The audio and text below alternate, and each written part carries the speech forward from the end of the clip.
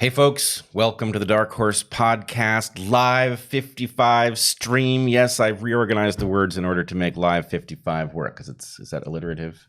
Alliterative? No, it's rhyming. It's merely an rhyming. Internal rhyme. Mm-hmm. All right, forgive me. Well, anyway, here you are, and here we are. If that's the only thing they need to forgive you for, I'd say we're ahead. All right, I would like to assert that that is the only thing that they have to forgive me for, and we'll just go from there. Excellent. All right, perfect. So today we are going to talk a little bit about a study that came out about COVID-19 that got into the press and alarmed a number of people. Including us. No, I wouldn't say that. No, I was alarmed. I was alarmed that something was amiss based on the claims. So our friend Dave, who made that beautiful, who made both the lit logo here and the knife in the background, alerted me. I had not heard of it and said, I suspect something's wrong here. Anyway, we're going to talk about that. And we're going to talk about the queering of Muir Woods and the National Park Service and the simultaneous in time LGBTQSTEMday, hashtag LGBTQSTEMday, and what that means about our future. I want to end with giving a little bit of gratitude. And I think there's a few other things we want to talk about here and there in between. Does that sound like what we had planned? That sounds exactly like what we had planned. All right. Maybe we should start by saying that our Patreon, our private Q&A, our private 2-hour Q&A will be not tomorrow, not this Sunday, but next Sunday. And right after this live stream, I will be opening up the 48-hour window for the questions that people at a certain level at my Patreon can ask. And we prioritize the questions. We don't get through all of them, but we spend a lot longer on the questions that get asked in the private Q&A than we have time for in these public ones. So consider joining us there. And the Qs have been excellent thus far. Yeah, they really are, and quite diverse. Tend towards a lot of them are sciencey, which is wonderful. Yeah, exactly.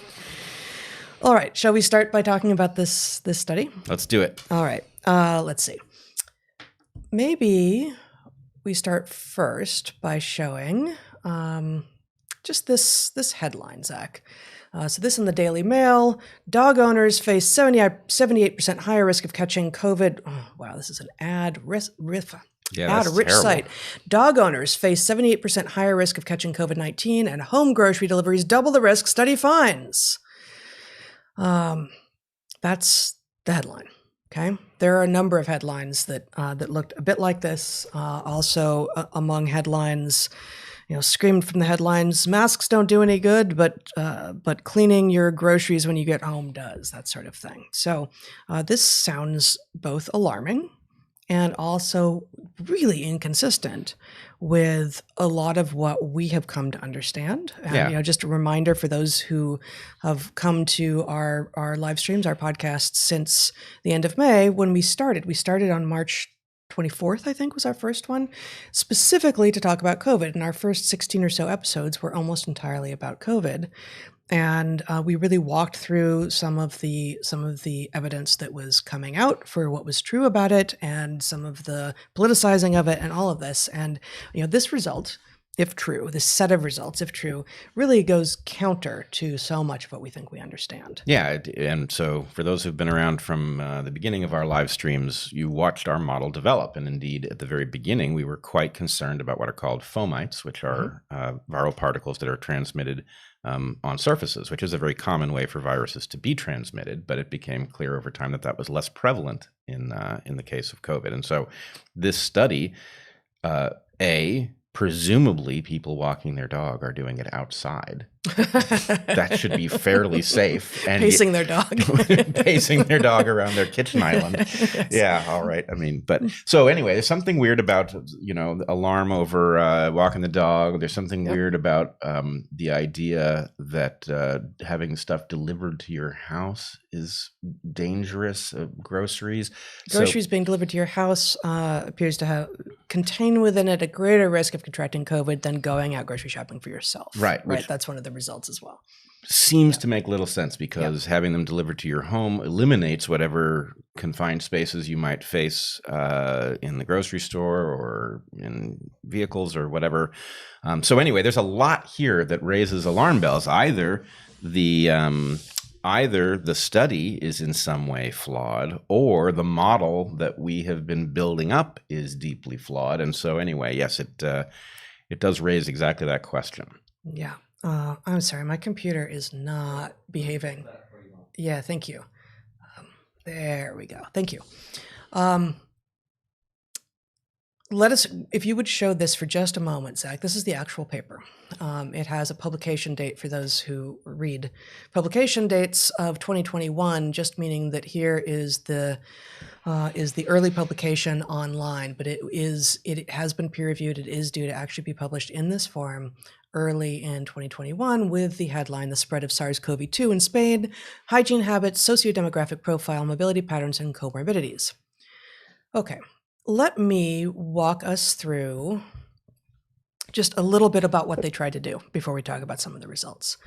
And I guess, spoiler alert, it does not seem that we should be overly concerned about the results screaming from the headlines as a result of this research, because I at least have very little faith that these results are going to end up being meaningful, having now spent some time with the paper itself.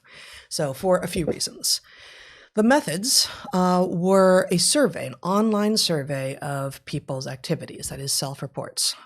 Self-reports are often somewhat unreliable. People remember different things than are actually true, but fair enough, it's a fairly common social science mode.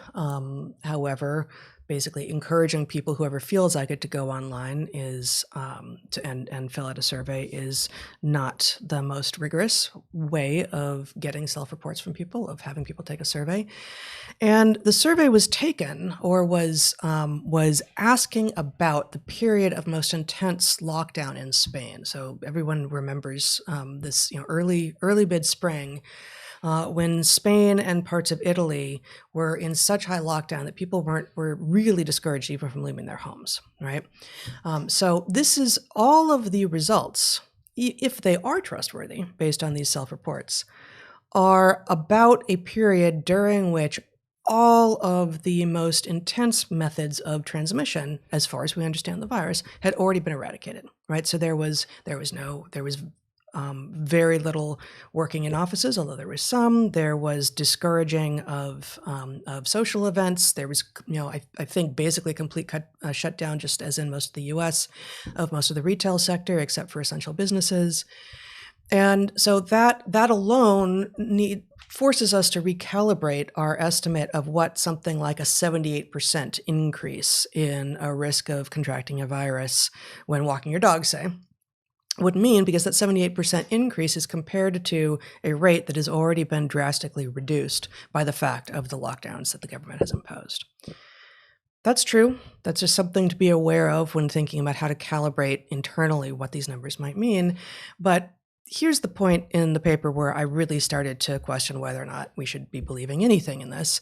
It's in the statistical analysis. So, quote, considering that the capacity of diagnostic tests in Spain was not sufficient, 2 affirmative categories were introduced.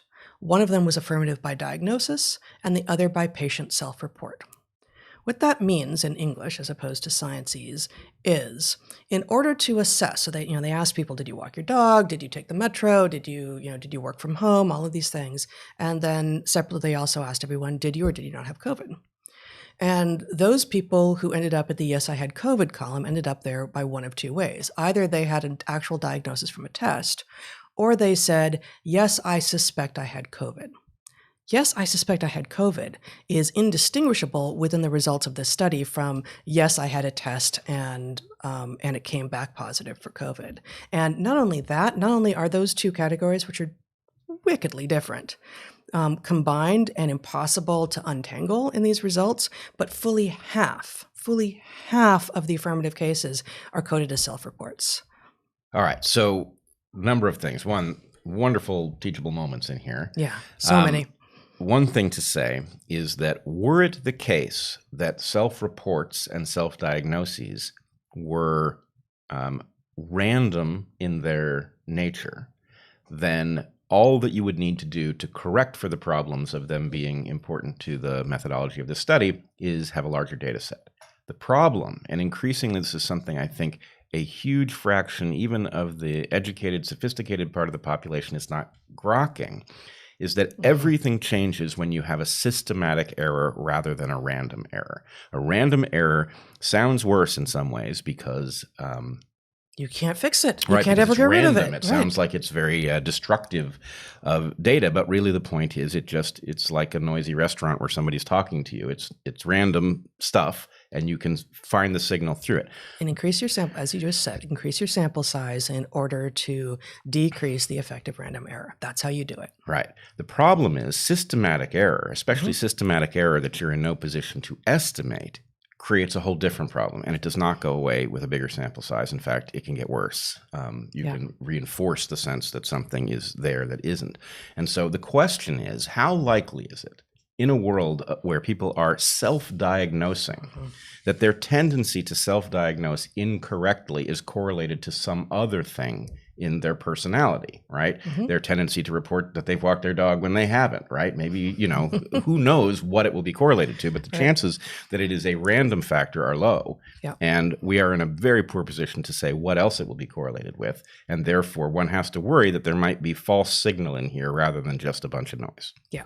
And the numbers aren't that big. So even if some of the error is random, we should expect that it will actually be conveyed here as well. Yeah. Okay. So with regard to the results, like all of those, hold on. So we've got, it's a survey, not actual known data on what people were really doing. We've got self-reports where people we know will lie about things that make them look to the outside or feel better inside about themselves. It is about a moment in time when the most extreme lockdown was happening, and therefore when people were in fact the most worried and the most confused and the most alarmed and probably the most likely to mistakenly self-diagnose, right? And the statistical analysis itself, the way that positive COVID diagnosis is assessed is deeply suspect. All of that said, we can talk about the results, knowing that maybe the results don't mean anything like what they say they mean, and I intend to. But you wanted to say something first. Yeah, I wanted to say something, which is just as a scientifically sophisticated but not expert in this particular area person, I would say one thing that is a red flag for me is that it's hard to imagine a mechanism whereby walking one's dog increases transmission. Assuming that I've got a couple possible. So I've thought this through too, and I've come up with some stuff that might work, and in fact would match some errors I've seen elsewhere. So we'll come back. Let's see if we've got the same stuff. Let's just kind of spell this out before we go into the details in a little while. Which is that okay? If you have a result that you trust, the next thing you do is, in this case, would be well, why then? What is the mechanism? That's surprising. Again, we don't think this is a legitimate result. I don't anyway. But if it's true, then the next question should be, why does walking the dog cause an increase in COVID risk? And from there, you would want to posit all the possible hypotheses and then test them. So it's an addition. It's not going back and replicating the original data that you tried to take, but it's now testing a new observation that is the result of a previous scientific test to get more granularity on the why, on the mechanism of why the result is what you think it is. Again, that all hinges on the idea that the initial result is true, which I don't see any reason to think that it necessarily is. Right. And I'm not saying that there's any way that you can look at a result like that and say it's too surprising to be true. No. We can come up with various, shocking ways that it could be true. And sometimes shocking things do turn out to be true. But my point would just be, okay, I've walked dogs, okay? I have some sense of what that typically looks like. And I don't have any reason to think that my experience walking a dog is particularly unusual. People tend to do it during the day. I'm not saying 100%, but maybe it's 80%, right? So UV light, they tend to do it outside, right? They tend, when they interact with other people, one is often at a distance because you've got dogs on a leash circling each other, whatever. So it's not like you're right up in each other's faces when you talk to somebody that you meet while walking the dog. All of these things should tend to keep rates of transmission very low rather than make them high. And particularly conspicuous is just the fact that outdoors seems to, at least so far during the pandemic, have been terrifically protective, even at night, even when there's no UV. Yeah. So you would need some other kind of mechanism. Now, I'm curious, what did you come up with in terms of possibilities if this result was right? A couple of things. One, is actually goes a little bit counter to what one of the things you just said, which is that especially during a time of social lockdown, early on when people still hoped that it was maybe, a month or two, but were really going out of their minds, as people are again, of course, with suddenly being socially isolated. Walking your dog and seeing a neighbor or seeing someone, even whom you don't know, but whom your dog, someone else who's walking their dog and your dog wants to meet them, this is a perfect excuse, even for the most COVID concerned, even for the most hawkish among us with regard to COVID, to let the dogs sniff each other and perhaps get a little bit closer than you should and to have a little conversation. And if, in addition, neither of the people walking their dogs are wearing their masks because it's outside, why would you? And you do not, in a moment when you're actually talking with that person, put on a mask, then there may well be a possibility of transmission there. That said, there was a result from, many, I think tens of thousands of people out of China early on that I talked about in one of our first episodes that showed that across tens of thousands of cases where they could track transmission, literally one of them was trackable to an outside interaction. Now, it was an outside interaction between neighbors talking. Right. So there's that possibility, which I think is not very likely, but I did at one point, not walking a dog, but have a drink outside with a friend, actually Nancy Rommelman, at some point, in the late summer, and we were sitting across from each other at a table outside, and the sun was coming in sufficiently that I could see as if either of us talked and like spittle would come out of our mouth, like, oh, maybe we should be sitting on the same side of the table, physically closer, but whatever is coming out of us is going to go not into each other's drinks or whatever, or noses, but actually away from one another. So I do think that, close facing each other outside and talking is going to be a better route for transmission than sort of being side by side. That's one thing. And then there's, of course, the possibility that there's dog-to-dog transmission and dog-to-person transmission. And there is not evidence of this yet, but there is some suggestive evidence that it might be possible. Now, and hold on, specifically not just people walking their dogs and meeting other people walking their dogs, but this research did not ask about whether or not if you walk your dog, you also took your dog to a dog park. Right. And so dog park is going to be, and I can't think dog park now without thinking about that rape in dog parks paper that the grievance studies people put together, but you're going to be in a much more social situation, both with people and with dogs. And if there is transmission between dogs and dogs to people, then that would be a pretty good place for it to happen. So, so this gets tangled here because the fact, were transmission from dogs to people not just possible, let's grant that even if it has never happened, it might still be possible. Sure. But were it a route that was likely, then we would certainly have had lots of opportunity to discover it, because there has been lots of interest in dogs and cats and their contracting COVID. And in epidemiological circles, what transmits to what is a very important factor. So the point is, it's an obvious question. Now, that doesn't mean people have looked at it, but I will be shocked if nobody has looked into the question of dog-to-person transmission. And so if this paper is detecting dog-to-people transmission, well, again, this paper is completely agnostic on that. Right, on that that's front, my point. right? If it's detecting it without specifying it as a mechanism, that's a remarkable thing. And again, the thing that is most glaring here is how robust this doesn't seem to transmit outdoors result is, and the fact that it would have to transmit outdoors here, either between people walking their dogs or dogs to people, something has to be happening. And that is so contrary to the model that has developed, and robustly so, because of course the question of protests and whether they were going to create a massive wave And the They don't fact seem is, to have. they don't seem to have, which you and I said, I will be careful about saying we predicted it, but we did say there's a strong possibility they won't, because these things tend to be outdoors. And for whatever reason, probably multiple reasons, outdoors does not appear to be consistent with spreader events. Yeah. So did you have, what did you generate? Was it like what I did, or what did you generate with regard to possible mechanisms if this result is true? Yeah. And walking your dog actually is associated with an increased risk of contracting COVID, as opposed to not having a dog or not walking your dog at all, those were the lumped categories. What other mechanisms that we haven't yet talked about did you generate? I was wondering, so in a prior case, which I was unable to find, but there was an alarming report of a paper that suggested spreader events at protests, or at maybe it was beach parties or something like that. And I thought, oh my God, has this thing evolved to be transmissible outdoors, which is one of the things you and I have worried about, that it doesn't transmit outdoors, but it could learn that trick if we're not careful. And in any case, I went to the paper, and it was like, oh, there was no evidence it was being transmitted outdoors. There was some other phenomenon that was lumped in here that involved indoor contact between people, right?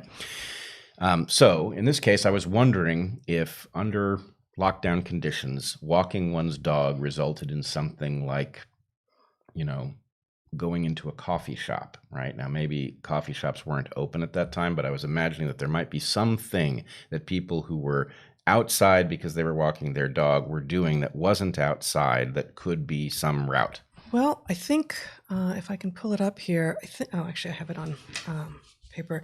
I think that's unlikely to be true, just because what kinds of retail outlets people went into is in here.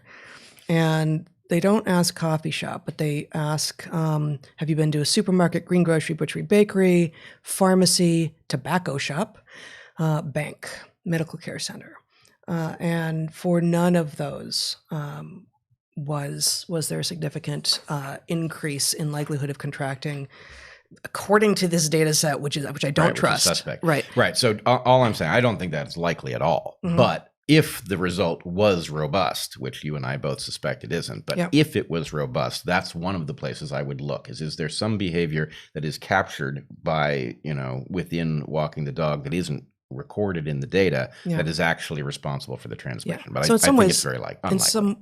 In some ways that's the same category as if you're the kind of person who walks your dog, you may be also the kind of person who goes to dog parks, right? So it's like, what else is in this category that you didn't manage to collect with this survey? And I'd like to see the dog walking versus dog walking and dog park going, and you might like to see the dog walking only versus dog walking and going into other businesses while on the dog walk, something like that. I guess there are a few more results I want to talk about here, but I will also say, where is it? In the conclusions of the paper, the very end of the paper, I quote, "The results of this study demonstrate that living with dogs, working on site, purchasing essential commodities by using home delivery service, and especially living with a COVID-19 patient have been the main routes of transmission of SARS-CoV-2 during the most restrictive period of confinement in Spain." Now, I hope that's just like a typo, but that is exactly the opposite of the result that they actually found in this paper. And I went back and looked at their results, and no, we don't have access to the raw data, but the results show that pet ownership is not correlated with, again, if we could trust these data, but every single thing we say about this paper is if we can trust the data, and we don't think we can. But using the data that they are talking about here, they find that pet ownership is not correlated with increased risk of COVID-19, whereas walking your dog is. And then the conclusions, they say the opposite. They say something which they absolutely 100% found not to be true, which, that's a kind of sloppiness that is really not okay.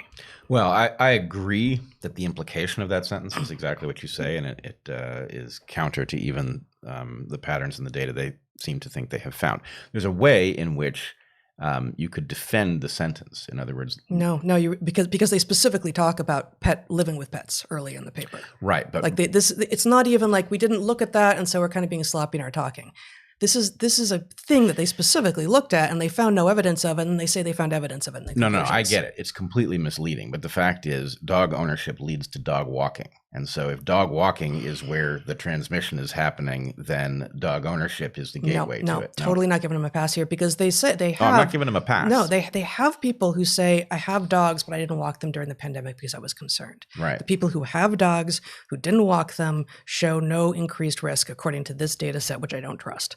But so no, like this is actually one of the few places where they do have granularity in terms of their categories, and then they lose that granularity and say something that they did not find even in their conclusions. Well, so here's the problem is, I mean, I'm defending a losing position because basically no reasonable person could interpret what they said that way. But if we go back and say, what kind of error was this? I believe there's a logical basis on which that sentence, and maybe, I don't know if there's a language issue here or not, but that's also a question. But it's possible that they arrived at something that, has a connotation that's absolutely not justified, but that if you just look at the words that it is not a false statement. My hope is it's a translation issue, but given that they were careful in the rest of the paper on this exact issue, I can't even begin to explain that.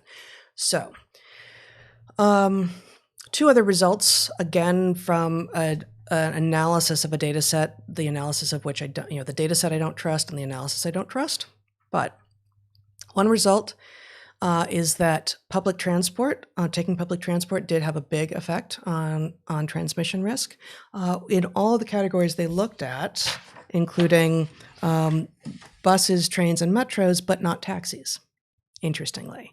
So that again is consistent with the model that we have, that has been emerging, that we have been talking about from the beginning, which is that small enclosed spaces with lots of people, with relatively slow clearing of the air and lots of people breathing into it is going to be your high risk environment. Whereas a taxi with one person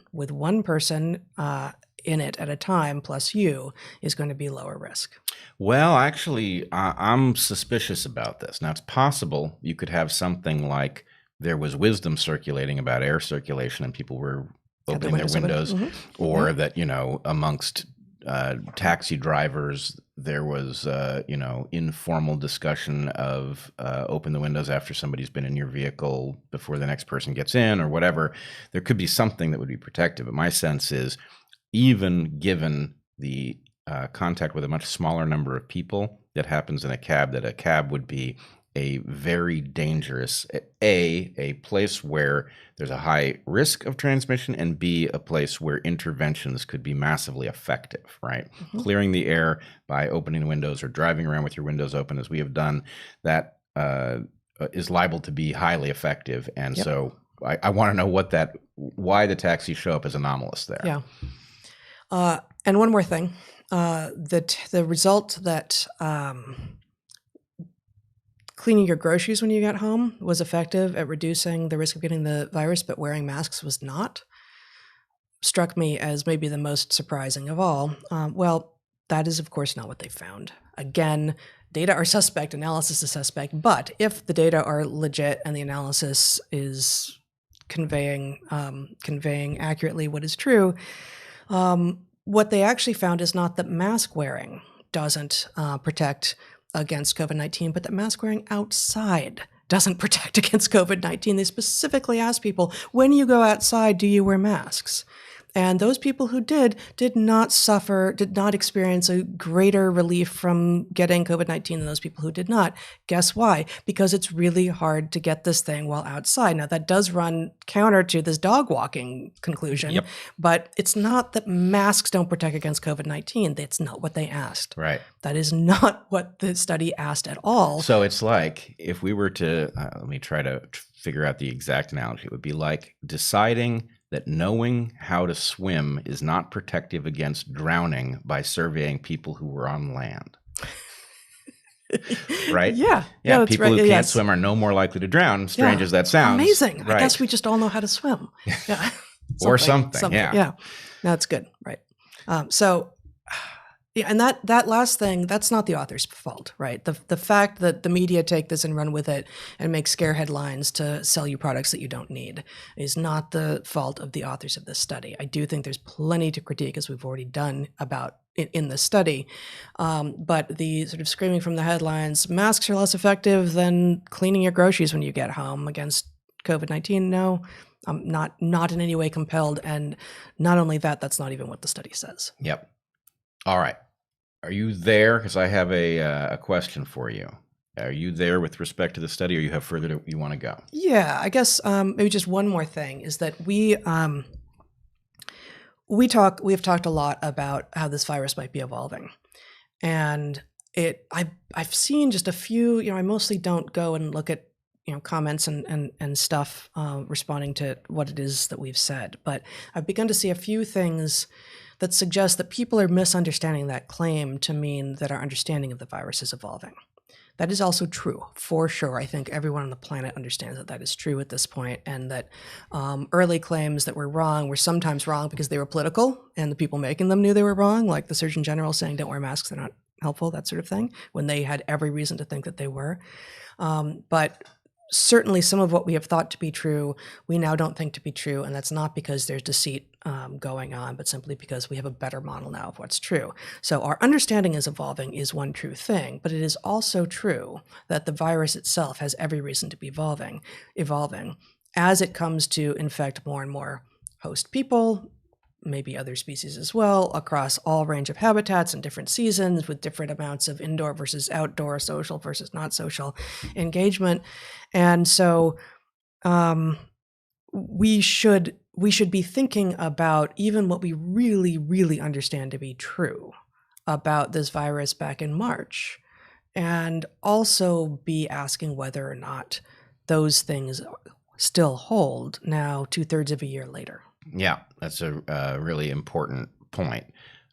One caution is what we know should go up over time, but that there is an analog to the hazard that we described in, I think, our last live stream, where as something becomes rare, it becomes people become increasingly sensitive and start seeing it where it isn't. Two live streams ago, I think. Yeah, the analog here is that as the virus becomes rare, then our data is increasingly polluted by erroneous reports. In other words, if the virus were at zero, then studying false reports of it would give us a wrong sense of what it was doing and what kind of effects it was having on the body. So that's just something we need to be cautious about. That's absolutely true. And we actually talked about the sort of the early side of that problem early on when rates were going up. Rates were still, the number of cases was still very low. And we talked about why false positives are going to make the rate seem like it's much higher than it is when you have a very low background rate in the population. Yeah, exactly. Yeah. All right. So are you ready for the bonus round? Yeah. Okay, good. Here's the question. This paper seems to suck really badly. Do you want it retracted? No. Excellent. You have done very well in the bonus round. However many points were available, you've earned them all. Have I earned a new car? Well, how about just the one we've already got? I'm happy with it. Okay, yeah, I don't need a new car. Yeah, no, I'm glad to hear you say that. I had little doubt. That I don't want a new car? That also, yes, for financial reasons. But right. No, I do not want this paper retracted. No, how dare you? What do you want to happen? What do I want to happen? I want conversations like this to happen in the scientific community, and not just here, but to also have journalists hear it, and to, I want better scientific literacy so that at least some of the ways that we have dismantled this paper here become second nature to anyone who is looking at a paper. But the vast majority of people never see the papers. They see the journalism on it. So science journalists need to freaking up their game. This needs to be far, far better. So I do wonder what all the peer review looked like in this case. How the presumably 3 anonymous peer reviewers, which is the usual model, responded to to the idea that they had lumped diagnosed cases of COVID with people who said, I suspect I have it. Like, what was the peer review response, and what did they not catch it? In which case, that's yet another failure of peer review. So I want all of those things, and it's a big, broad set of things. But retraction, no. Would you want other papers published that challenged the methodology here, looked at the data, and figured out whether there was anything to be seen? Something like that? Yes, and a letter to the editor of this journal saying, here's 5 problems with this paper. Please do what you can to have this sort of come up whenever people search on this paper, right? Yeah. So that people can see the concerns. Yep. Wonderful. All right. Well, I'm in complete agreement. The right thing to do here is the natural scientific thing to do, which is to take a paper that appears to be honestly generated, likely to be mistaken in its conclusions, and to challenge it inside the modality of science in a way that is trackable. Mm-hmm. Right? A retraction is a very problematic thing, because we will have had this discussion about whether or not walking your dog gets you sick, and then suddenly the paper vanishes from the record as if it was never there. It's become unpapered. Yes. Yeah. Yes. All right. So you are not by chance talking about this paper here, are you? It is on my mind. Okay. It is on my mind. You want to show it briefly? Yeah, actually, can you scroll up? I will read the abstract and the title here. Okay. Actually, let's see. Oh, I can see it. The paper in question, which caused a big firestorm on Twitter and elsewhere. And it was published in Nature, one of the 2 biggest science journals in the world this week. It's in Nature Communications. Oh, that's right, Nature Communications. So published by Nature, but in a less high-profile place. The title is The Association Between Early Career Informal Mentorship in Academic Collaborations and Junior Author Performance. And this paper, here, I'm going to read the abstract. It says, we study mentorship in scientific collaborations where a junior scientist is supported by potentially multiple senior collaborators without them necessarily having formal supervisory roles. We identify 3 million mentor-protege pairs and survey a random sample, verifying that their relationship involved some form of mentorship. We find that mentorship quality predicts the scientific impact of the papers written by proteges post-mentorship without their mentors. We also find that increasing the proportion of female mentors is associated not only with a reduction in post-mentorship impact of female proteges, but also a reduction in the gain of female mentors.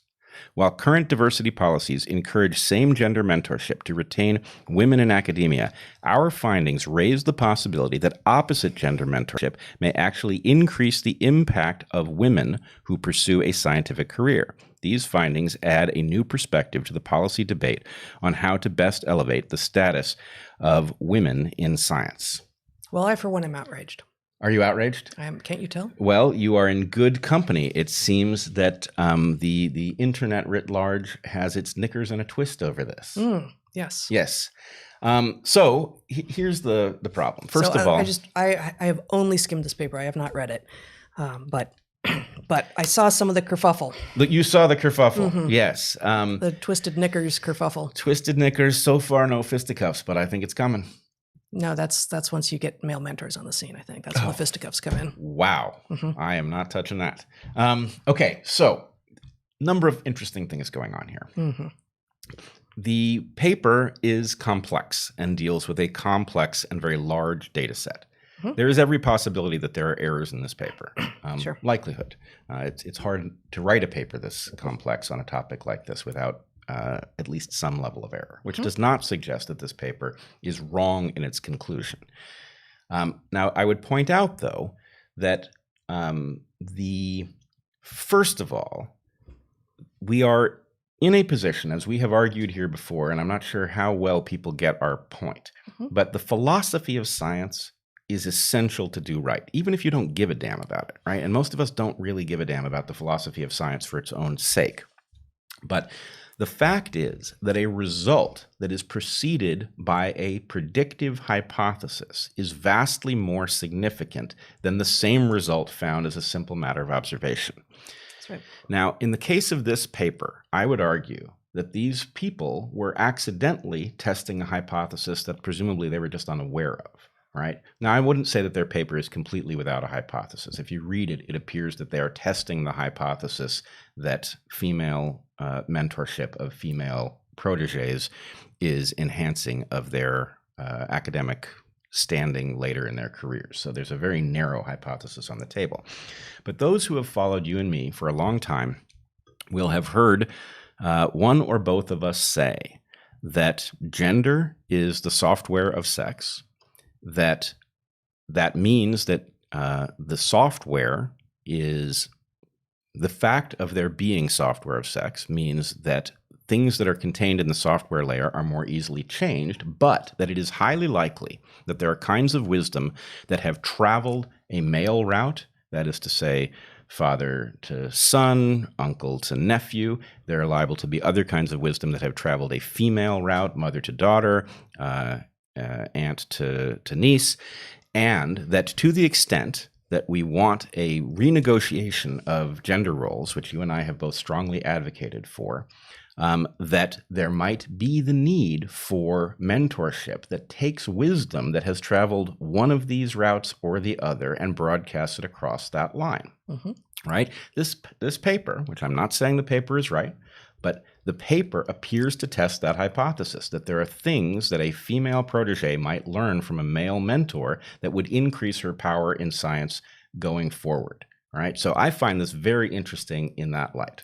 I think I actually generated another hypothesis for why this might be true if it is true. Okay. So again, we've got a subsidiary hypothesis. Yeah, we've got a result on the table. I haven't spent enough time with this paper to say whether or not I trust its methods, et cetera, like I already went through with the COVID paper.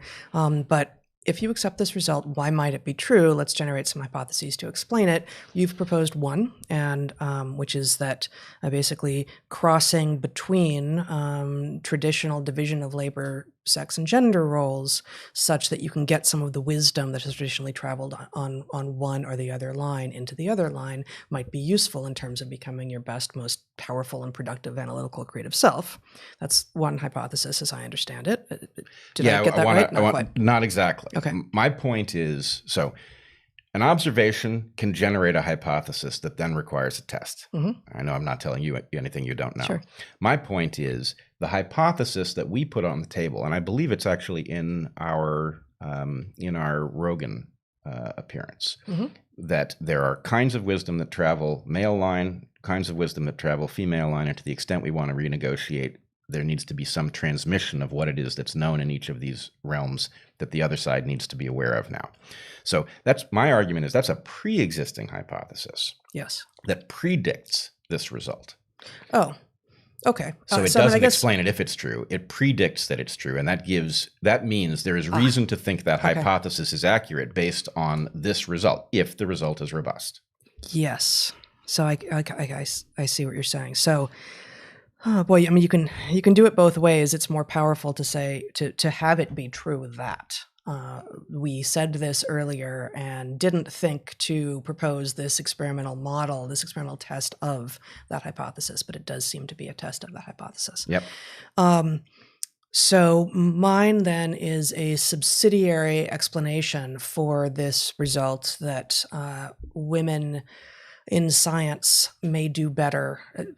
This result, if it is true, is that women in science may do better with male mentors, which is that, and this, it's related to what you were just talking about, but it's not exactly the same, which is that in other primate species, and indeed in pre-industrial human societies, male and female social interactions were, of course, mixed, but they were very distinct. And in all other primate species, this is 100% true, male hierarchies, male dominance hierarchies, and female dominance hierarchies. There's all this stuff in the common discourse about alpha males and beta males and all of this, and very little discussion about actually there's a parallel, but very much not the same dominance hierarchy among females in baboons, in squirrel monkeys, in all of these species. And in other species, you also have sort of rules around what are called philopatry and dispersal. Again, I'm not telling you anything you don't know.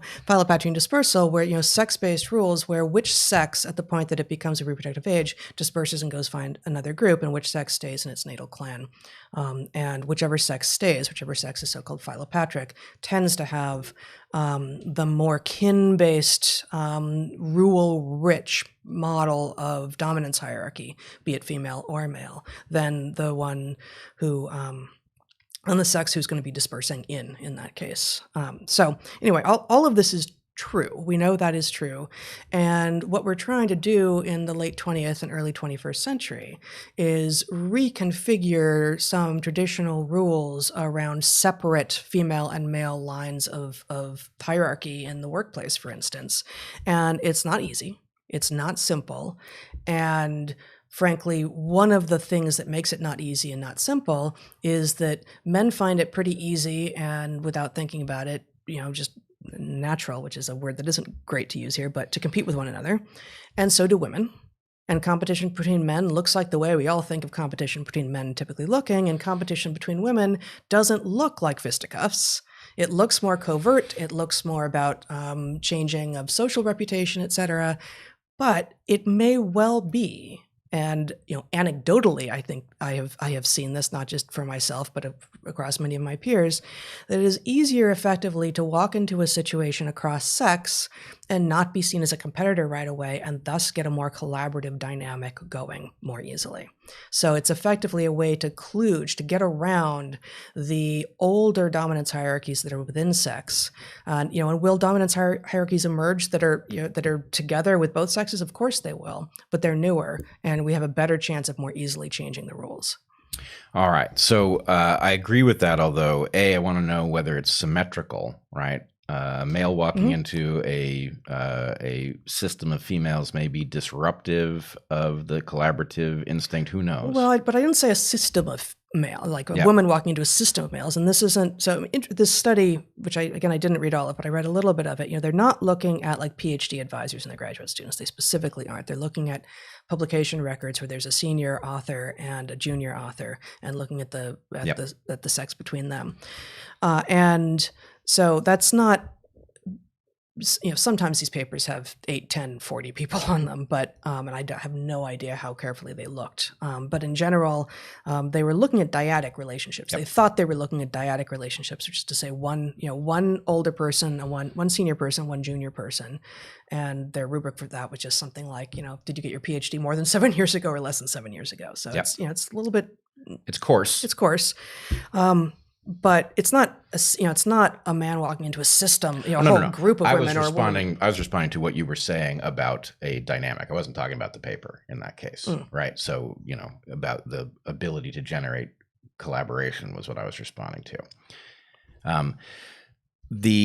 So I do want to say, though, there's a possibility of something more, the reason that the philosophy of science part matters is that if the hypothesis pre-exists the test, right, then that it is not confirmation bias, right? So that what isn't confirmation bias? If the hypothesis follows from the test, in other words, what you really have is an empirical observation and then a hypothesis, and then these things are very frequently reported as if the hypothesis preceded the test, then the point is you haven't really tested it. You have not tested it. And so you don't have the power that comes from the scientific method. In this case, though, if the test is accurate and it reflects the hypothesis that existed beforehand, even better that they didn't know about it in some sense, because they couldn't have been responding to it or were unlikely to be, then the question is, what does that say about it? Reflects well on the model that generated the hypothesis and the prediction. So what does that model say? One of the things that model says is that there is a male mode that is actually, I don't want to say integral, but is strongly consistent with scientific progress. And that male model, I'm going to argue, has to do with what we have described as taking the piss out of each other. That there is a way that men who view each other as collaborators will still, seek each other's weaknesses, poke at them, prod them.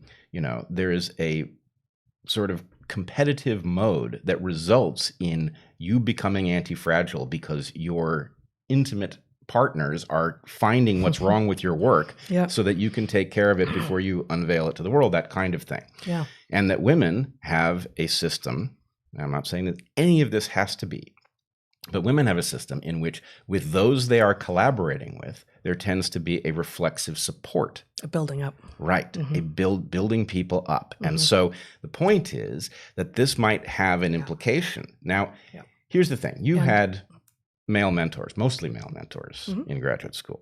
Yes. Okay. So Arnold Kluge, Dick Alexander. I had mostly male mentors also, but Elizabeth Calco stands out to me. The marvelous, she is now dead, unfortunately, but anyway, the most extraordinary Batwoman of all, who herself had been mentored by Charles Handley. So anyway, here's the thing. If this paper is accurate and it correctly reveals that the hypothesis that was on the table, which is that there are male and female kinds of wisdom that have been transmitted and that they have to be transmitted across in order to bring everyone in on the endeavor, then this predicts some further things, right? Oh, I should point out, the second result here is kind of interesting too, which was that mentoring females appeared to have a cost to the mentors going forward also. So that actually, yes. I didn't catch that. So that actually is suggestive of a mechanism here, which is to say that the dynamic between mentor and mentee might be less effective. In other words, if you imagine just as a placeholder. So are you sure about that result? You didn't get that from the abstract, did you? No, Because I think I did. So you have a reduction in the gain of female mentors for the mentees. Yeah, That's not that to me does not read as a cost to mentors. Well, we will have to go back and find. I think that's what it does mean. But anyway, where were we? Sorry to distract you. No, that's okay. In any case, one way or the other, what this predicts going forward, if the model is accurate, and this is a proper test of it, which is robust, then it predicts actually that the effect will decay over time. That is to say that females who have been mentored by males and gotten the benefit of it will be better mentors to females that they mentor in the future, right? So second order male mentorship.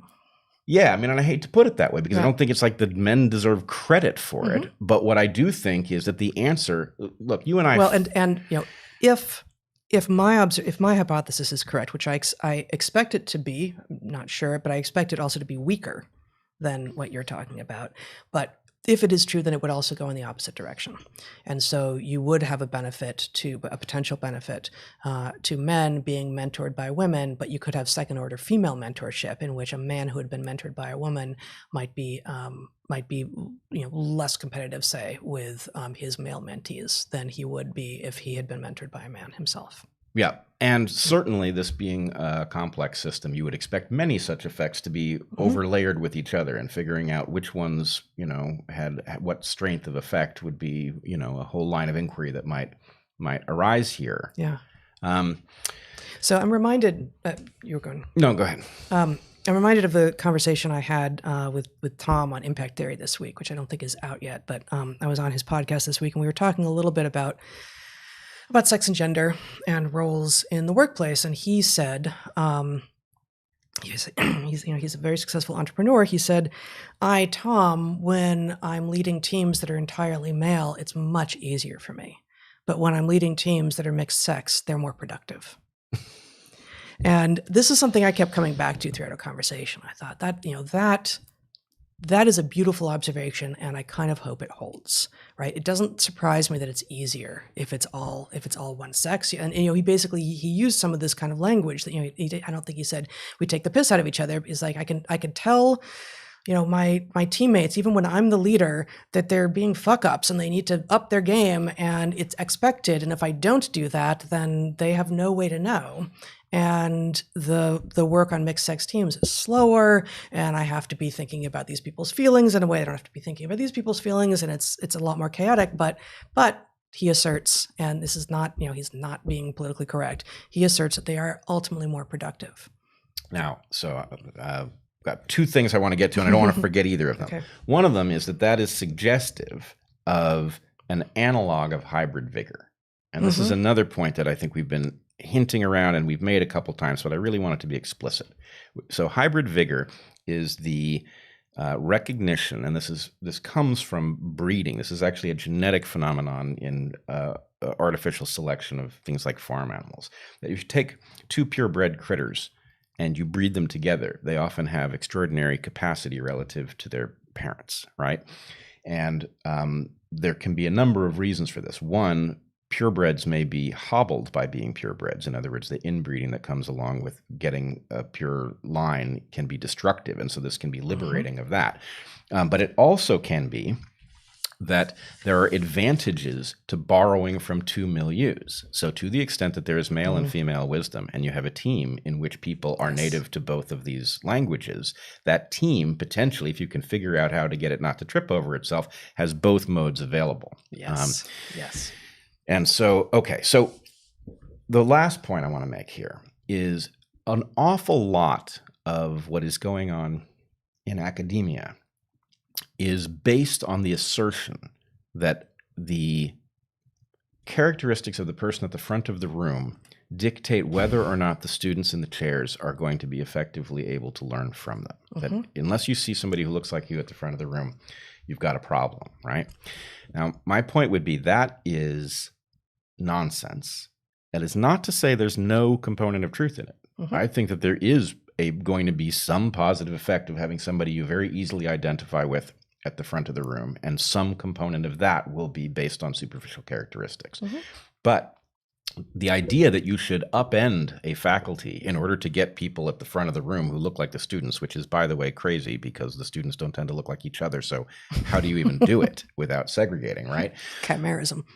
Right. But the idea that we should be refactoring the world so that, the most important thing is that the people at the front of the room have the same skin color or sexual orientation or whatever it is. You're sacrificing academic rigor for a failure of imagination on the part of students. Right. And you're also potentially sacrificing, even to the extent that the world looks the way it does because of unfairness, to the extent that some people have the insight into how the work gets done. If you want to make the world fair, whatever they know has to be democratized, right? And in some sense, that's going to make for very uncomfortable conclusions. Like, you might want to, have a male mentor if you're female because it is going to make you a stronger competitor going forward in a world where some large fraction of the people you're dealing with are male. I don't know that that's where it comes from, but that's at least a viable possibility. So anyway, but the final conclusion here is that the demand by those who are outraged by this is that the paper be retracted, right? And yes, there are some valid concerns that are raised about the methodology of the paper, as there always are. It is not hard to take almost any paper of any complexity and find things that weren't done well, that open the possibility of some other explanation. It's very hard to do perfect work, right? It almost never happens. But it appears that there is this motivation to find anything and everything wrong with this paper in order to justify the claim that it is so bad that not only does it need to be challenged, but it needs to be retracted because the damage that comes from it. And this is so much the ethos of the moment where, a paper that is wrong has to be held accountable for its error, whether or not that was the intent, because after all, harm is the end all and be all, and people are certainly going to be harmed by the idea that, that one might wonder about whether or not, wisdom is being properly transmitted based on the sex of the mentor. Right. So anyway, I just think this is emblematic of everything we're seeing. Yeah, no, I think you're right. It's conclusion driven, and the methodology is flawed, therefore you must retract line of activists is becoming the go-to line, right? It's exactly the one they used against Lisa Littman's work on rapid onset gender dysphoria, which is, I believe, the term that she actually introduced in the paper in question. And I believe in that case, I don't remember the specifics, that it was pulled and she did revise and it went back out and almost nothing changed. And so, the journal was able to basically say that they had caved to the activists and the work is still out there because it was good work and it's important work. But anyway, the point there being, and like here, there's literally no information at all in a claim that there are methodological flaws in a paper. That's yes, too bad, and that's part of what the peer review process is supposed to be about and defined. And papers that are deeply flawed should not be published, et cetera, et cetera, et cetera. But in this era, the claim that there are methodological problems is simply another activist tactic and should be treated as such. Yeah, which is a shame, because legitimate methodological flaws that were not caught in peer review do warrant a very careful critique and thought about whether or not a paper should have been published. But that's not what's going on. No, it's not. And I would just say, even if your bent is that this is all about structural unfairness in the system, one interpretation of the paper is that it has unearthed a serious kind of structural unfairness, right? To the extent that this result is robust, right? It now invites a conversation about what might be causing it. And it may be kinds of wisdom that need to be transmitted in various ways. It may be just purely the bias of people downstream who don't take you seriously if you had a female mentor. Who knows? But the point is, if it's a result, if the result is robust, then, it tells us there's a phenomenon that we need to be finding. Yeah, there's a phenomenon that we need to be finding. The conversation needs to be allowed to be had. If you stop the conversation by retracting a paper, those conversations will continue to be had. They'll just be underground, out of view by the activists, and get stronger, frankly, I hope. But those two, let's see, you just said two possible mechanisms of explanation, one of which is what we've been talking about, and one of which is, well, maybe it's about the bias of people downstream who don't take you as seriously if you had a female mentor. I think that doesn't apply here, because we're not actually talking about the standard definition of mentor. We're talking about people who've published with people, as opposed to being their PhD advisors.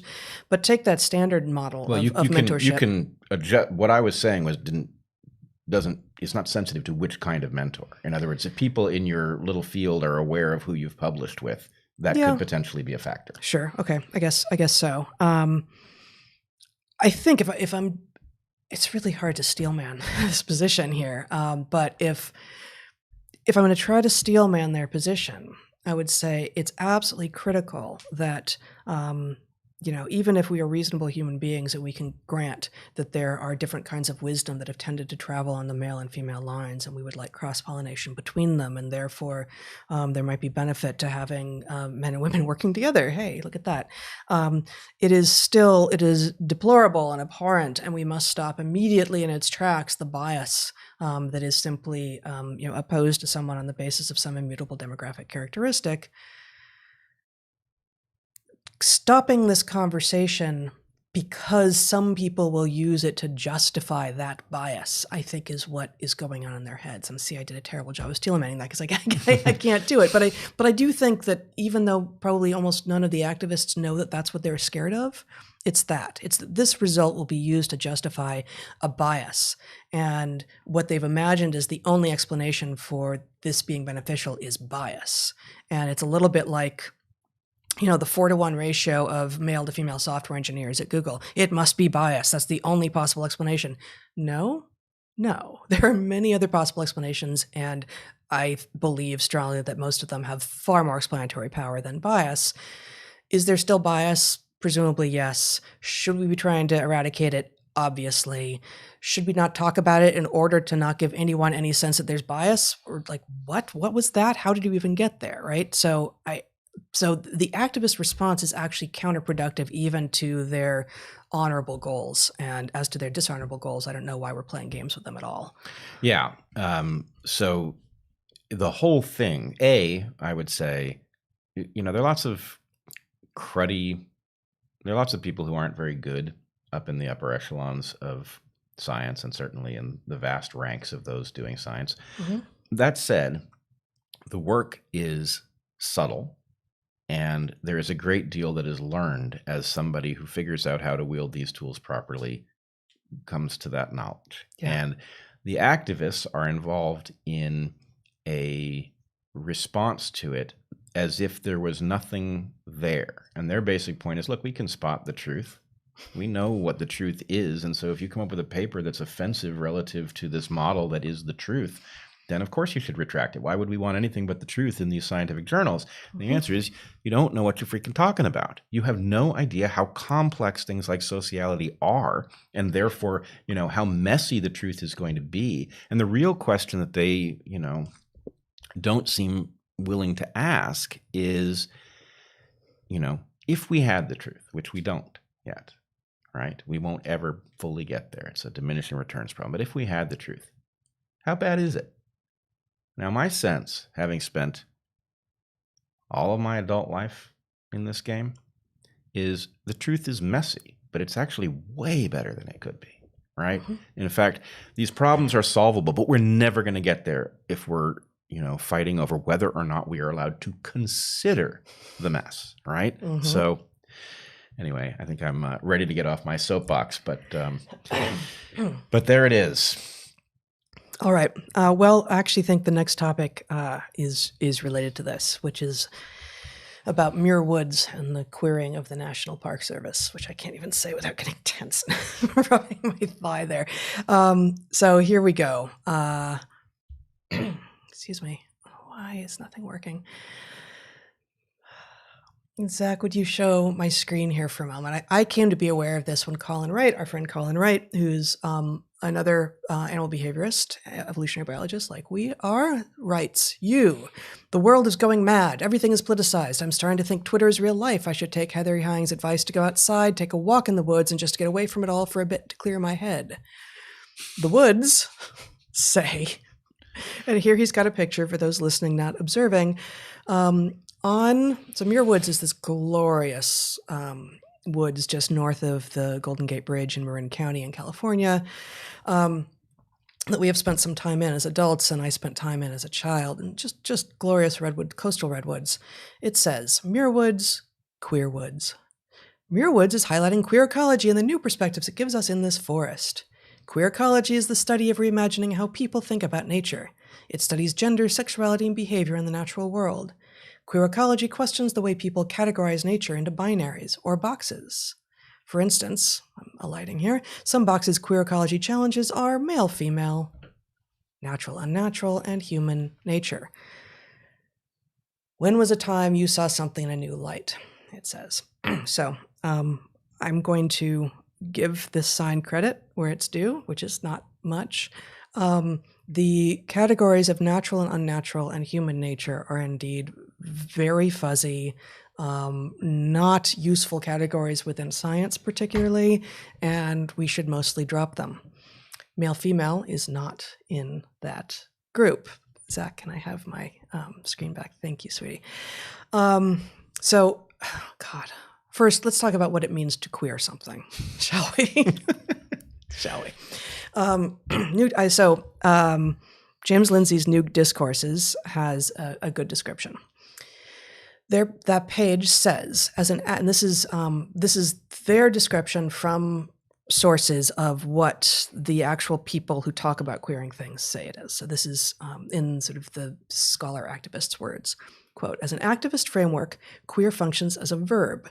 To queer is to challenge the dominance of heterosexist discourses, or is, quote, a distorting, a making the solid unstable. To put it another way, queering is a complicating of the taken for granted heteronormativity of everyday practices, spaces, and discourses. Sign me up. Oh, good. So this reminds me, actually, there's a lot that I want to get to here, but this reminds me of the kind of naive, knee-jerk thing that I understand was happening in Silicon Valley, maybe even now, but really in the aughts, in the sort of late aughts, around disruption. Disrupt it. That's what we're going to do. We're going to disrupt the thing, right? We're going to disrupt everything. And it's just this blanket impulse to mess with things that appear to be functional, because sometimes when you mess with things that appear to be functional, one of a couple of useful things can happen. Sometimes it reveals that thing that appeared to be functional wasn't functional at all, and it was being held, it was some sort of a Potemkin thing that was just a facade, and there was nothing real behind it. And sometimes it was functional, but only by destroying it can you actually get to something more functional or more interesting. So those two things are real possibilities, right? But just disrupting to disrupt, I mean, that's what's going on in the streets of Portland with the riots. This is simply a ridiculous approach to seeing that there are things in the world that you disagree with. Because guess what? You know this. Challenging scientific orthodoxy, that's built into the scientific method. Mm-hmm. That's what we do. That is what we do. Heterodoxy and orthodoxy are in this this constant tension with one another. And yeah, it's hard to get the fast held beliefs out.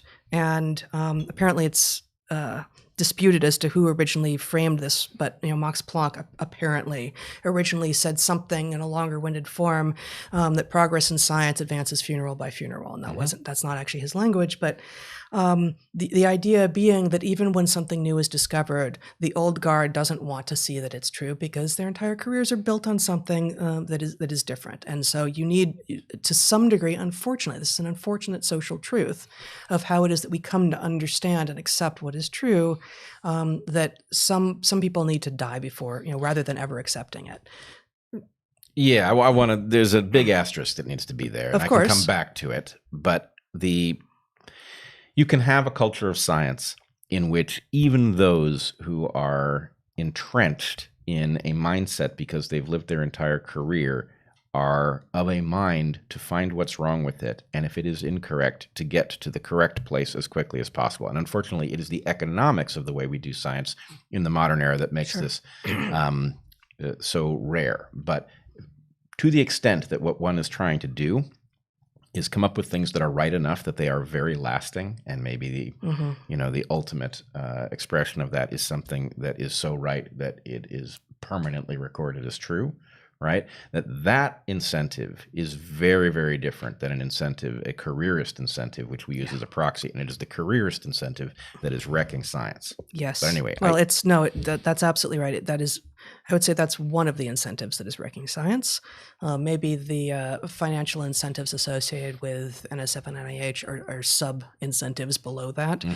But so, Thomas Kuhn, writing in a different era in the 60s when he wrote The Structure of Scientific Revolutions, pointed this out. And actually, he also brought up Planck's observation in talking about paradigm shifts, and talking about, and the way that I've framed this, both when I'm teaching philosophy of science, but just in everyday life, is that there are a lot of ways to categorize the different types of science, and one of them is you can do sort of brick in the wall science, where you assume that your foundation is solid and you're doing something that's going to create another little piece that supports the foundation and the wall that's already being built, but you build that wall a little bit higher.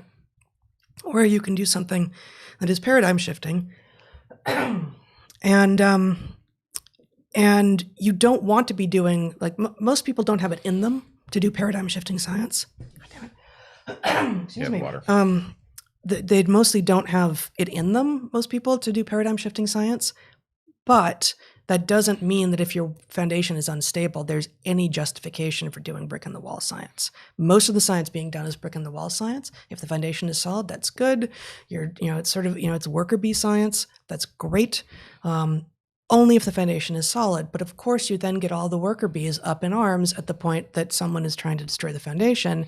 That is how this works. This bringing in of heterodoxy into orthodoxy in science, not through flat out disruption and queering the woods and all this other garbage that simply is confused about what we actually know, is lying about what it does know that we know, and is looking to destroy, frankly, everything associated with science and discourse about it. The fact that this shows up here, and so I don't know what queer ecology is because it didn't exist when we were studying in grad school and these. I've got a partial answer for you. Oh, you do? Mm-hmm. Oh, do you want to go there now? Before you, okay, yeah, sure. Let's see. So this sign was posted by the National Park Service, the sign that we just showed you, and it also said in fine print at the bottom that this exhibit is federal property. Destroying or removing it is a misdemeanor punishable by a fine of up to $100,000, 1 year imprisonment, or both. Wait, what exhibit? This sign, I believe, right? So that itself is a little terrifying, okay? Even if there's a strong argument to be made that you are in fact queering that sign by removing it. Yes. That will be the argument in court, I think. Yes, that will be my defense, and it will fall on completely deaf ears, I have the sense, but nonetheless. Yes. So National Park Service, did have a ridiculous page supporting these claims, but here we go. Just briefly, Zach, here's what's happened to that page. They've taken it down, page in progress. I'm not sure I would define it as progress. But then on a separate access into the NPS site, the National Park Service, they have a video. And I don't, come on. I'm not sure here actually. We probably can't. Yeah. So I will tell you what some of is being said here. This is someone who's not identified as a park guide, but a gay park guide, talking about queer ecology. And what he says is that, speaking for the National Park Service, he says that male and female are, quote, boxes that humans have constructed. Wow. He then provides as evidence, he's got a few more park guides who identify as things like lesbian park ranger and such. Like, they all have these adjectival things in front of their description that would actually allow them to speak smartly about things like redwood trees.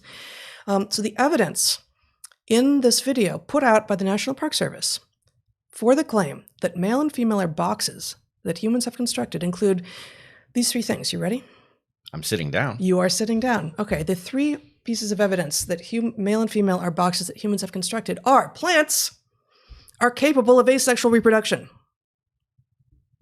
Wow. Quote, "This process of reproduction is not the male-female story, it is the redwood story." That's a quote from the video. Okay. That's one piece of evidence that male and female are boxes that humans have constructed. Second piece of evidence, banana slugs are hermaphrodites. Point of order, true. Hermaphrodite means you've got male and female on one body. To define hermaphrodite, you need to use the concepts that are real of male and female. Also, it is debatable whether or not humans actually constructed banana slugs.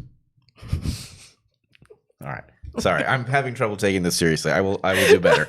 I mean, this is exactly it. And then the third, it's like a 5.5-minute video, and I actually didn't get to the end of it. I couldn't take it. But so there may actually be more evidence. But the third piece of evidence that I was able to get through in this video, that evidence that male and female are boxes that humans have constructed. We have plants have asexual reproduction. They're hermaphrodites in nature, and same-sex interactions exist. Again, debatable. And the example is, I kid you not, 22 species of bats and 25 species of butterflies engage in same-sex interactions. I don't even know what that means. Like, I don't even know if they're talking about homosexual interactions, yes, and I'm not sure they are, but they don't even say that. Right. And they've got pictures of like butterflies just hanging out together. This whole thing is so insane. And this is the National Park Service. This is the National Park Service. They need our help. They need someone's help. This is ridiculous. Well, okay. At the risk of creating a larger firestorm than we otherwise might, I would point out that there has always been something a bit fishy over in the discipline of ecology.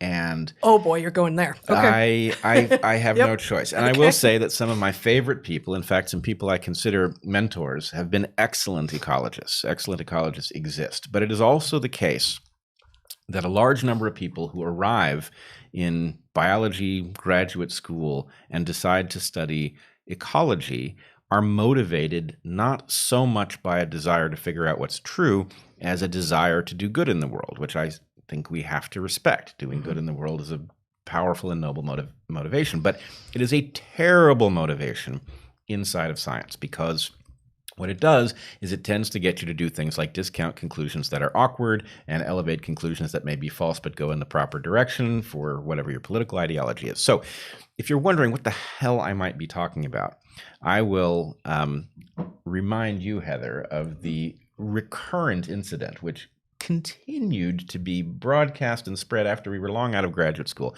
where ecologists would survey things like textbooks for incidence of the word cooperation and incidence of the word competition. And then they would compare these two numbers and conclude, I kid you not, that these books were biased to a certain degree based on the excess of instances of the word competition over cooperation. And then, as I recall it now, first time I encountered this, I was a young graduate student hanging out in ecology labs listening to what was being said. But the claim was that the reason for the bias in these textbooks was capitalism. I thought you were going to say the patriarchy. I was ready for that. Oh, what do you think? Capitalism is just the friendly side of the goddamn patriarchy. We all know that. But well, you know that at your meetings, but I'm not invited. It never needs to be said at the meetings of the patriarchy. Yeah. But the point is, look, sorry to break it to you, but competition is more fundamental than cooperation, which isn't to say that cooperation isn't fascinating and that its study isn't vitally important. But the fact is, you can build an ecosystem with no collaboration in it. You can't build one without competition in it. Just the simple fact that you have built creatures which will use up the resources that they have will reinstitute competition every single time, no matter what. And nobody has to collaborate with anybody else. So the point is, there is something over in ecology space where do-gooderism gets mixed in with science. And what you get, next thing you know, you're queering forests. Yeah. Well, two things. Oh, wait a second. Yeah? You know what they're doing? They're queer cutting. Oh, God. Oh, boy. Yep. Okay. I said it. I feel pretty good about it now. We'll see if I'm canceled over it. But okay, two things that I wanted to say in response to what you just said. Oh, a statistical point about, I remember when you came home from the seminar where you first heard that amazing thing that some of our peers in graduate school had done, surveying textbooks for the words competition and cooperation, and concluding that the fact that competition showed up more than cooperation demonstrated a bias in the people writing the textbooks and indeed in the scientists. They, at the time, I believe that you reported that they had even done a statistical analysis. Oh, yes. And that they had done a chi-square test. Chi-square test is maybe my favorite statistical test. And okay, it's a little weird that I have a favorite statistical test, but in part, I love it because you really can do it on the back of an envelope. You can actually do it by hand, and you just need like one little table of critical values to compare your result to. So it's easy. And with the right kind of experimental design, you can actually, like in the field, know whether or not you found something that might be significant. But it is of a class of tests, of a bigger class of tests called goodness of fit tests, right? Goodness of fit tests are basically an explicit attempt to compare your observed values, the values of data that you have recorded by going out into the field and taking data, to values that you expected to get, and seeing if your observed values match your expected values. If they did, then there's sort of no pattern to explain, and if they didn't, then there's something to explain, and hopefully it's your hypothesis, if you've designed the test well enough, that explains that pattern. They used a goodness of fit test to assess whether or not cooperation and competition were showing up at the appropriate levels in these textbooks. I would put a lot of money on the idea that their expected results, that effectively the hypothesis that they went in with, which they turned into an assumption that they based the entire analysis on, was that these two things, being, pretty common out there in the world, should have been showing up at equal rates in these textbooks. That's exactly what they did. Right. So there is no way that you should assume that cooperation and competition are showing up at equal rates in the world. And them assuming that means that they didn't do science, right? That they actually didn't do science, and they fed their assumptions in so that the only thing they could find was what they did find. And they also didn't use the statistics right. They broke the assumptions of the statistics, all of which happens a lot in published science, and it's terrible, and I wish that people were doing better science all the time. But yeah, so that's my little statistical rant for the moment. Well, I mean, look, so first of all, I should say, I certainly tried to point out the problem, even in that, I believe this was first year grad school, and you're circulating in different labs to see which labs are doing something you might be interested in joining in on, that kind of thing. And, it was just obvious this made no sense, and right. I wasn't smart enough yet to know that if I said that, bad things would happen. But I'm not sure you are yet. That's also probably true. But anyway, I did try to point this out, and it would seem an obvious point that if you had missed it on the first pass, Yeah. it would seem that all that has to happen is that it would be pointed out and then be like, oh yeah, of course, right? Yeah. But that is not what happens. And I'm hesitant to connect this back to our last conversation about different kinds of wisdom. But the point is, you want the people with whom you are collaborating in science to do you the favor of pointing out what's wrong in your work. Yes. And then by the time that you go out there into the scary world and you give your talk in front of a bunch of people you don't know, you've already been through what's wrong with it, and you've gotten rid of the vulnerabilities, and you have the answers to the questions they are likely to ask. But if, on the other hand, you take this noble instinct to make the world better by finding all of the conclusions that are friendly, right? What you end up doing is you create massive vulnerability because you don't even know what's true anymore. And so, at some level, this is just a dumb battle between people who, prioritize what's true in spite of the fact that a good deal of it may be awfully awkward, right? And people who reverse those priorities. And the fact is, you do not want people who reverse those priorities in charge of truth seeking. They can't be. It will drive you mad. And that's where we are. And earning credentials that give them authority to say that they're scientists and therefore speaking as if they are being scientific when they're not. Right. Yeah. And after all, I mean, what conclusion are we dodging here with the queering of various woods, right? We're dodging something as simple as male and female are real categories that have existed for hundreds of millions of years, that we humans find ourselves with this pattern inflicted on us in a highly unique way. Male and female in human beings is not like other examples.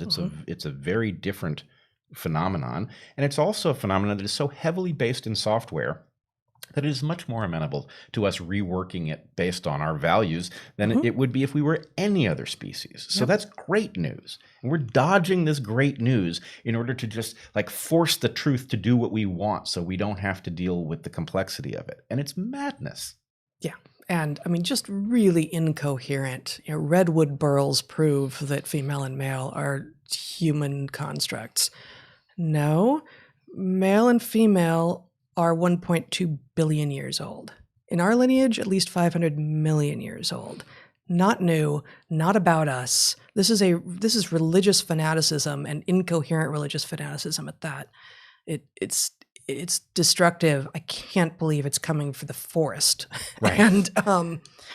And I hope someone does take that sign down. I hope they get away with it. Yeah. So just one more thing on this ridiculous topic, and I suspect we're way over an hour at this point. One more thing on this topic, and then I wanted to finish just by talking a tiny bit about gratitude, if I may. Excellent. But first, I am not grateful for the hashtag LGBTQSTEMday, which apparently LGBTQSTEMday was on November 18th. I was lucky enough not to run into it on the day of. I'm not sure, so Zach, don't show my screen yet. I'm going to ask your dad here if he thinks I should. I'm going to read this, but I'm not sure. What do you think? Should I show this? It's going to take me a second to process it. Okay. So this person says, a day late, this is a tweet, a day late on hashtag LGBTQSTEMday, but I think it's important to be visible because so often academics and scientists try to minimize my queerness under some false sense of impartiality. But the fact is that my queerness matters to my work and it matters to how I do science. I'm proud of that. So I don't think we need to show that, but that is a sentiment that so perfectly capstones the conversation that we just had.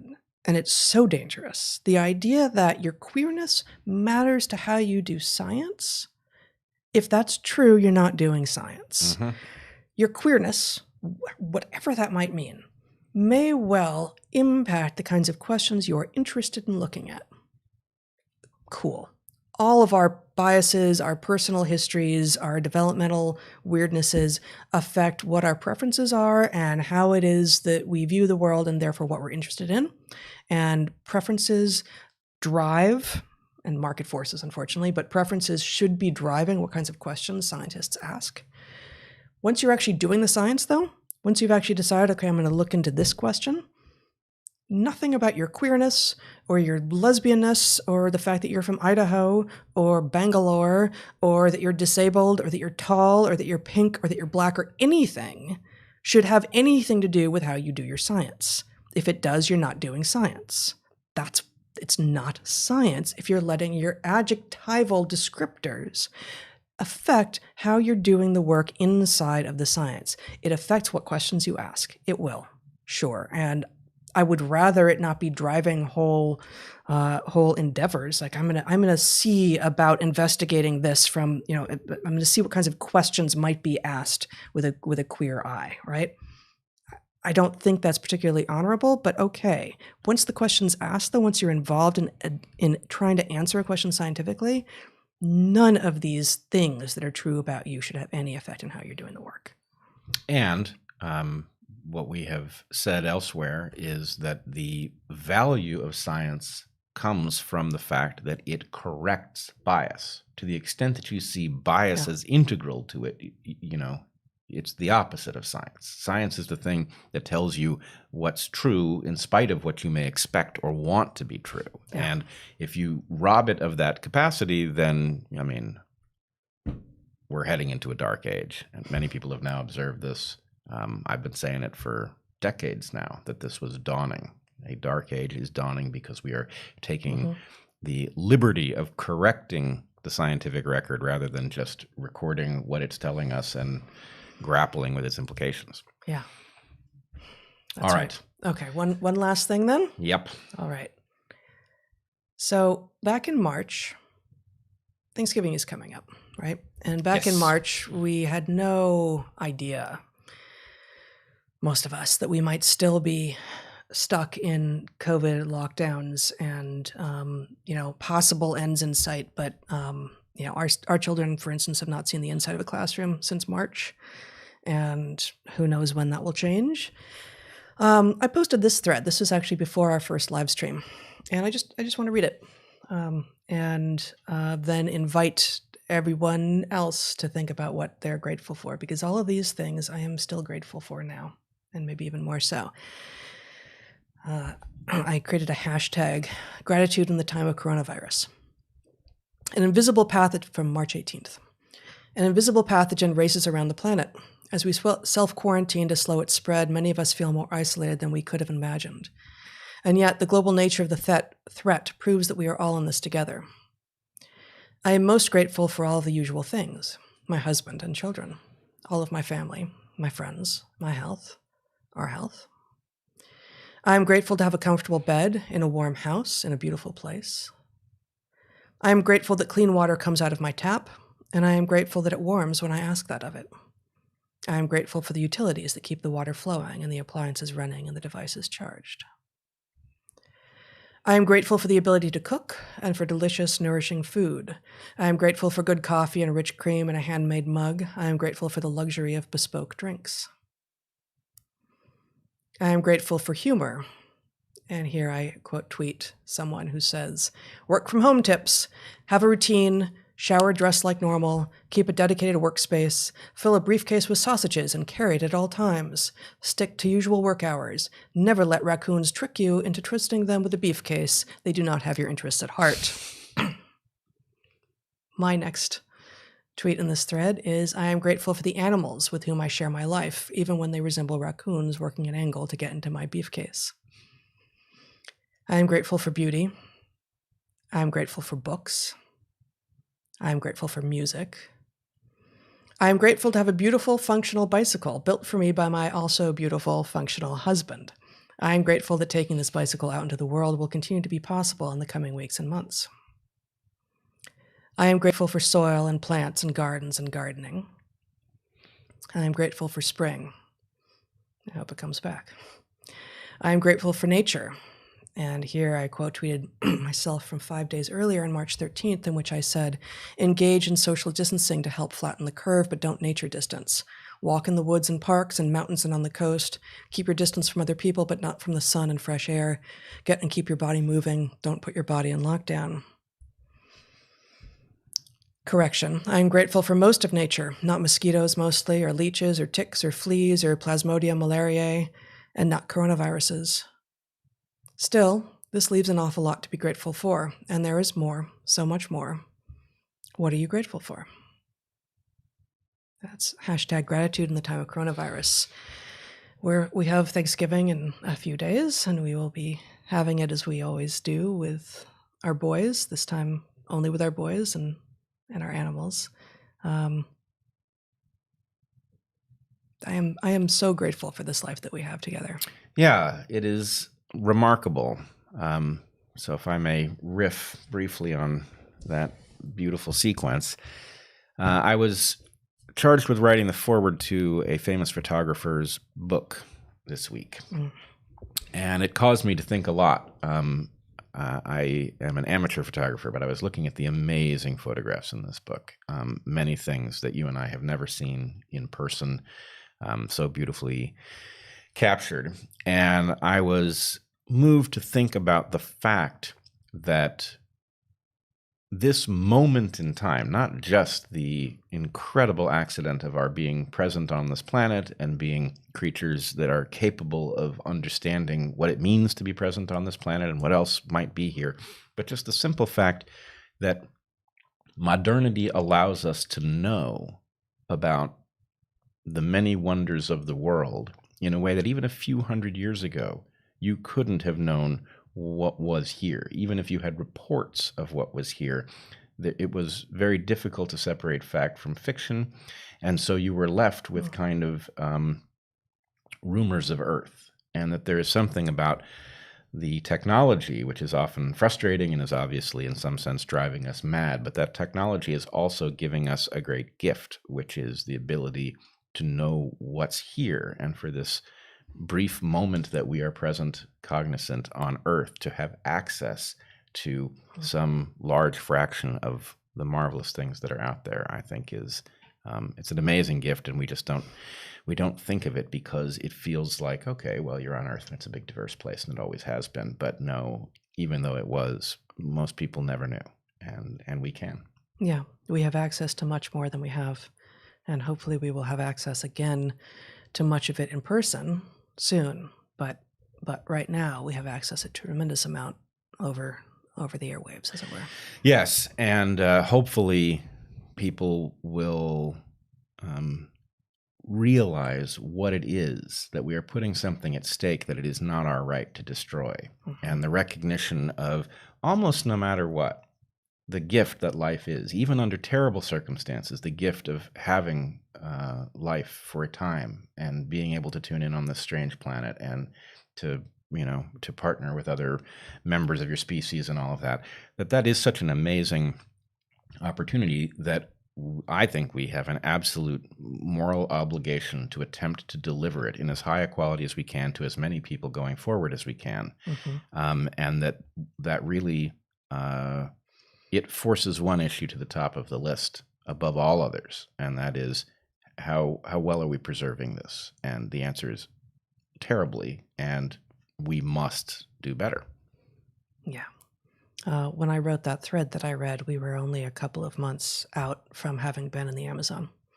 We spent a couple of weeks in January of this year at Tipitini Biodiversity Station, a research station deep in the Ecuadorian Amazon at what has been measured to be the most biodiverse spot on the planet, and is one of my absolutely favorite places on Earth. Mine too. And we may dedicate an episode coming up, or more even, to talking about it. But the founder and director of Tipitini recently reached out to me again. We're friends. All of us are friends. To say it's suffering, and it's not just suffering in the way that we saw it suffering, where we were beginning to see declines in insectivorous birds, for instance, where we've only been there a few times over a relatively short span of time, just years, not decades, and we can discern a decline in butterflies, a decline in a lot of the clades. Bats too. Bats, yep. But also now there's not only is there pressure from oil drilling and the financial pressures, but there's also financial pressure just from the university sponsors who are saying, we're not sure that we see the value in having people go spend time in nature and learning what kind of diversity there is. So, yeah, we will be talking about this, and we hope to do something that can help turn that tide in some way. We must. I will say it's I think the third time we've seen a version of the same myopia, right? Yeah. The decision that natural history was somehow not fully scientific or worthy of investment seems, at a bean counter level, seems very reasonable, right? Natural history sounds like stories, but it doesn't require big expensive equipment, and so it doesn't bring in big grants. Yep, but it's actually the way you figure out what you might be missing in nature, that the patterns that you can see in the way creatures function, it's in some sense, the root of good natural science. But we've seen it also in, we were mentored in the Museum of Zoology at Michigan, and the Museum of Zoology was a very quirky, weird place. I mean, it was an actual museum with a public exhibit side and then floors of science research going on. And row after row of dead lizards in jars, that sort of thing. Yeah, row after row of creatures that had been collected. And at some point, the school decided to ship those things off because the collections seemed to be an expense that wasn't justifying itself. And again, it's the same myopia, which is that you don't necessarily see the role that these things are playing in progress. And so you make some sort of expedient decision that's catastrophic to something, but because the connection is not explicit, you don't spot it. Yeah, I mean, let's talk about museums more for sure in another episode. Just to be clear, they did not get rid of the collections. They moved them to an off-site location where they're hard to access and no one runs into them. You can't, they no longer act like a library. You can't sort of walk through if you're a graduate student or a professor and look and say, "Oh, I didn't know that was in South Africa," whatever it is. So just like the decline of stacks of actual physical books and being able to wander stacks in a library has real effects on the nature of discourse and intellectual progress, so too will the hiding behind lock and key, the specimens involved in zoological collections almost certainly affect what kinds of questions people come to ask. Yeah, so there's probably a name for it, but I think maybe in that discussion we should figure out what the category is of things that are essential, but because they are not visible in the progress, are often dispensed with. Oh, yeah. Because it seems to me that that's a key to what is going wrong in many different places. And, we see it with the philosophy of science, with hypothesis testing, with proper scientific theory, all of these things, along with natural history, museums, library stacks. And it'd be cool to see how far we can get on that topic. Yeah, definitely. All right. Are we done? I think we are done. For the first half? Yeah. That was a long first half. Long first half. We should have warned you up top to file your questions for the second half. Also, like, subscribe, notify, comment, shake your fist at us, whatever you have to do, just do it. Join us at our Patreons, if you will. There's a Discord server that you get access to there with what I hear is some very good conversations. You can also go to either of our websites to sign up if you want to be notified when our book is available for pre-order. It's not going to be published until the second half of next year, but it is well underway at this point. The Clips channel is alive and well, and various other things. Oh, and you can always email darkhorse.moderator@gmail.com for any logistical questions, like how do I pose a question? When is the private Q&A? That sort of thing. Yeah. Or if there's something we've said that you think needs to be queered, that would be the route in. Ah, yes. Try querying the Dark Horse moderator first. See how far you get with that. Probably not very. Not very. But go for it. All right. Yeah. We'll see you shortly. Be well.